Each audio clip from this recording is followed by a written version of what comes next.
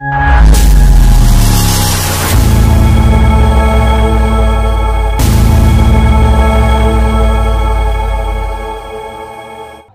नेता प्रभु टोकिया ने आदिवासी भवन का नाम बदलने पर जताई आपत्ति।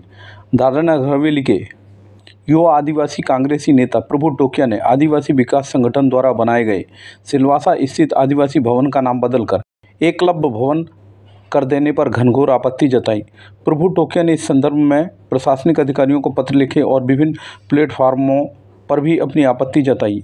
आइए सुनते हैं प्रभु टोकिया क्या कहते हैं। आज की ये दादरा नगर हवेली कांग्रेस कमेटी द्वारा मेरे नेतृत्व में जो प्रेस कॉन्फ्रेंस का आयोजन करने का पर्पस ये है कि भी पिछले कुछ दिनों पहले हमारे वर्षों पुराना जो आदिवासी विकास संगठन जो समाज का हमारा आदिवासी भवन के नाम से उसकी पहचान थी। इस संदर्भ में मैं राजस्थान में ही था, तभी मुझे सूचना मिली थी और हमने हमारे कार्यकर्ताओं को कहा था कि आते ही इसका हम विरोध दर्ज करेंगे। तो कल ही हमने इसका जिला प्रशासन के समक्ष इसका विरोध दर्ज किया है कि आदिवासी भवन नाम ये हमारी भावनाओं के साथ आदि अनादि काल से जुड़ा हुआ शब्द है। इस शब्द को हटाना मतलब आदिवासी समुदाय का अस्तित्व को खत्म करने का समान माना जाएगा, ऐसा हमने उनको कहा है। इस प्रेस कॉन्फ्रेंस के माध्यम से शासन प्रशासन को हम संदेश देना चाहते हैं कि हमें जो अभी हाल फिलहाल में ये नाम जो एकलव्य भवन लाया गया जो नाम है, उस नाम से हमें परहेज नहीं है। उस नाम के लिए हमें मान सम्मान है, हमारे समाज का एक बहुत ही बड़ा वो नाम है, लेकिन आदिवासी समाज से बड़ा नहीं है।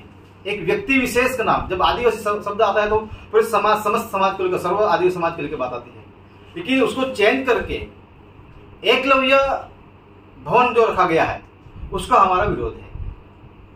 दूसरी बात यह कि ये नाम लाने के पीछे क्या कारण, इसका प्रस्ताव रखा किसने?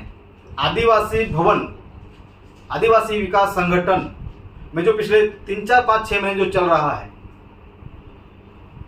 कि जो कई सालों से जिसको एक आदिवासी भवन आदिवासी समाज का था, लेकिन एक व्यक्ति विशेष परिवार उसको कंट्रोल कर रहा, चला रहा था, वहीवट किया जा रहा था और उनके कार्यकाल में शायद कुछ हिसाब किताब में गड़बड़ भी हुई हो, नहीं हुई है, वो जांच का विषय है, वो अभी प्रक्रिया प्रोसेस में है।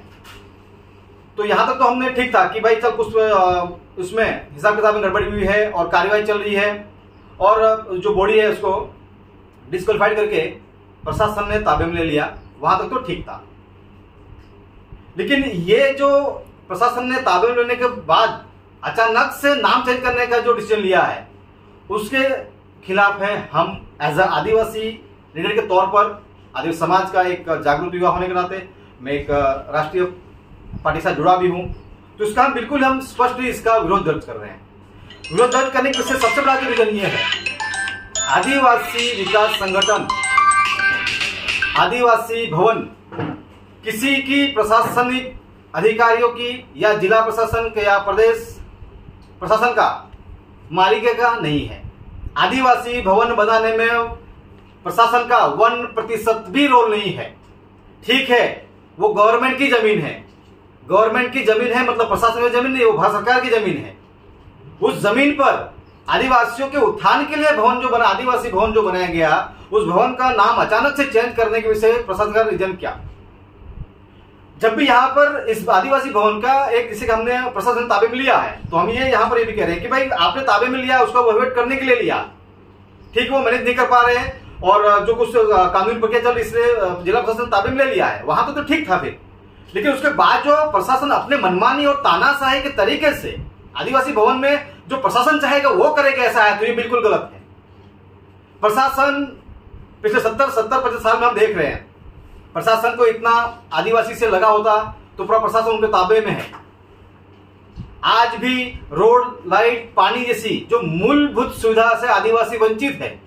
जब आदिवासी भवन आदिवासी के नेताओं ने, आदिवासी आगों ने जब बनाया है तो उसका वहीवट करने के लिए जो थोपे जा रहे हैं हमारे ऊपर, इसका हम विरोध कर रहे हैं। दूसरी बात यहाँ पर है कि आदिवासी भवन की एक जो संगठन है उसकी एक प्रक्रिया होती है। जब आदिवासी विकास संगठन आदिवासी भवन नाम रखा गया तो वो ऑफिशियली आज से 30-35 साल पहले उसका एक ऑफिशियल एक प्रस्ताव लाया गया था। जो भी इसके जो पदाधिकारी होते हैं, संगठन के जो भी कार्यकारिणी बैठक होती है या एनुअल मीटिंग होती है, उसमें प्रक्रिया प्रसन्न लाया जाता है। तो हम ये जानना चाहते हैं आपके माध्यम से कि जब प्रशासन ने जो एकलव्य भवन जो नाम लाया गया, हम ये जानना चाहते हैं कि भाई ये किसी प्रकार की यहाँ पर आदिवासी भवन को वहीवट करने के लिए किसी प्रकार की कोई नई कमेटी बनाई गई है क्या?